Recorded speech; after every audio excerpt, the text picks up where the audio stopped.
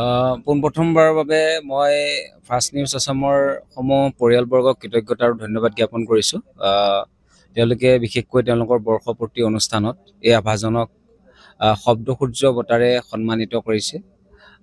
মই নাভাবোঁ মোৰ ইমানখিনি আহ, যে উক্ত বঁটাটোৰ কাৰণে মই উপযুক্ত, তথাপি তেওঁলোকে মোক নিৰ্বাচন কৰিছে।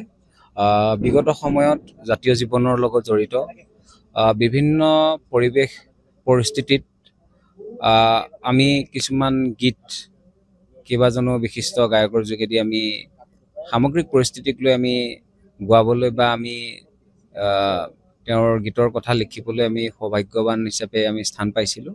তাৰ আধাৰতে তেওঁলোকে মূল্যায়ন কৰি মোক এই বঁটাভাগ আগবঢ়াইছোঁ বুলি তেওঁলোকে জনাইছে, আৰু মই আজি বঁটাভাগ গ্ৰহণ কৰি পেলাই খুবেই আনন্দিত হৈছোঁ। সামগ্ৰিক অসমৰ যি পৰিস্থিতি, এই পৰিস্থিতিত অসমৰ জাতীয়তাবাদী ৰাইজৰ যি স্থিতি, আজি জুবিন গাৰ্গ ডাঙৰীয়াৰ যি মহাপ্ৰয়াণ, আকস্মিক মহাপ্ৰয়াণত অসমৰ ৰাইজ শোকাচন্ন হৈ আছে, শোকাকুল পৰিৱেশ। আজিও ৰাজ্যবাসী সেই শোকৰ সাগৰৰ পৰা মুক্ত হ'ব পৰা নাই।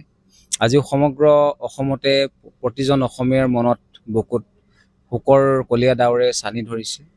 এনেকুৱা এটা পৰিস্থিতিত আজি এই অনুষ্ঠানটিত শব্দসূৰ্য যি বঁটা ফাৰ্ষ্ট নিউজ আছামৰ পৰিয়ালৰ তৰফৰ পৰা আমালৈ আগবঢ়ালে, মই ভাবোঁ যে মোৰ প্ৰতি দায়িত্ব দুগুণ বাঢ়িল।